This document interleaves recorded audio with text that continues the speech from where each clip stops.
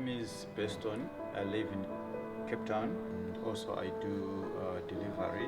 Interbet helped me to realize my dreams. Now I have my own delivery vehicle and I'm able to do the removal in and around Cape Town.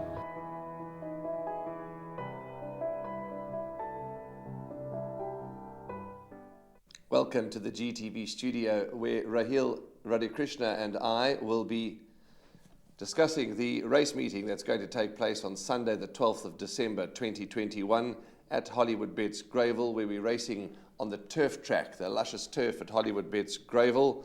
8 races carded, and the very first race of the day gets underway just after 12:35. It's a maiden plate over 1,200 meters, and it does kick off the first leg of the bipot. So bipot race 1 is leg 1, 25 to 1 on Sunday afternoon, 1,200 meters, a maiden plate is what kicks us off.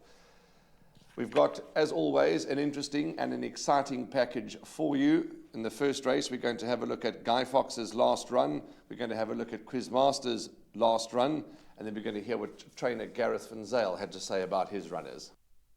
Big enough though, going to go towards the inside now, Guy Fox. And that allows Geronimo to put his head in front with Drogarati. There's nothing to separate them. Drogarati down the inside from Geronimo, and Drogarati's finding that little bit extra. Geronimo got right alongside, but Drogarati's got other ideas. And Drogarati will go on and win. Guy Fox second, Geronimo, and then came Yamashita's Gold.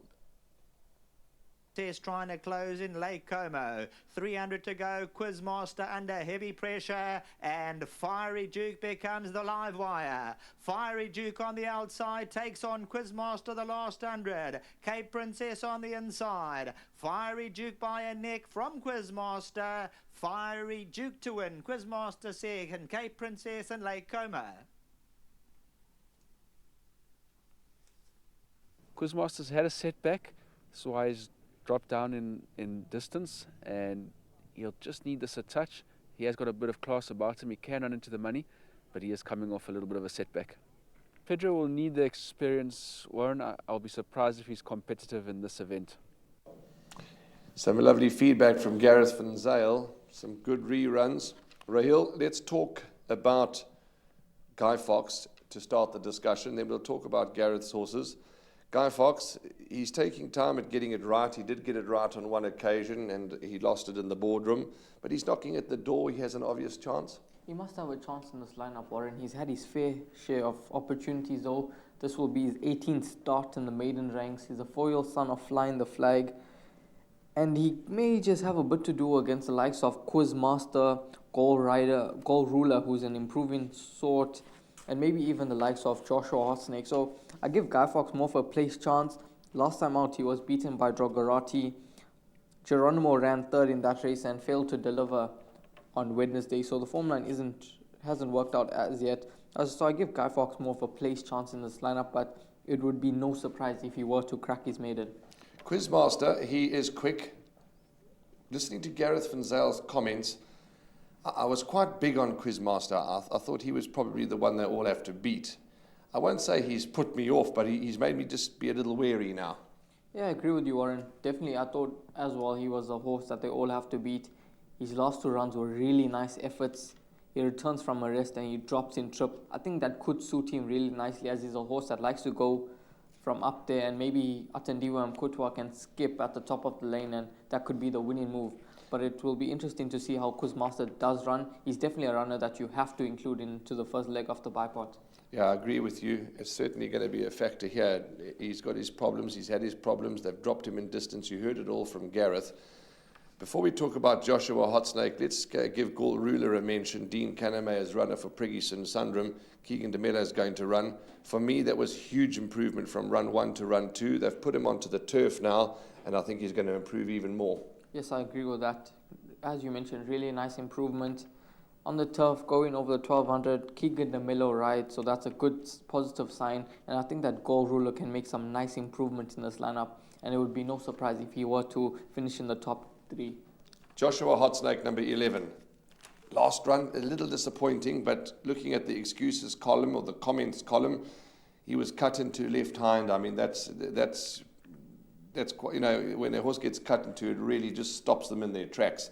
So I'm prepared to give him another chance. He's a good-looking son of Noble Tune, the late Noble Tune. Yes, absolutely. The only concern for me is that he's drawn out wide in gate 11, so Donovan Dillon will probably need to use him up a bit to get into a handy position, and he could possibly tire late on. But if he gets to the front easily, I think that he's going to be right there at the finish. Okay, Raheel, before we wrap up race 1, give us a couple of numbers for the first leg of the bipot. I'd include the 4-horse Quizmaster, the 7-horse Gold Ruler, and the 11-horse Joshua Hot Snake. And from your side, Warren? I'm going to go very similar to you, 3, 4, 7, 11. I'm just going to throw in the 3 Guy Fox as well. Before we close up, One Shot Wonder. I see that Jermaine Maharaj, the computer form tipster, has selected One Shot Wonder as his first choice. My comments in the book, hard to assess him. I certainly respect him and respect the stable, respect the jockey booking, but I just find him a bit hard to assess. And number 10, Estival, can do better. The stable have persevered with him, and they've often said he shows tremendous work at home, but just doesn't seem to bring it to the races. But all in all, race 1, Raheel's gone numbers 4, 7, 11. I'm the same, 4, 7, 11, but I've also included horse number 3. My name's Danny Diliberto, founder of Ladles of Love. It was founded back in 2014. Communities we work with are all over the peninsula, and we're working with 138 beneficiaries now. We've grown exponentially.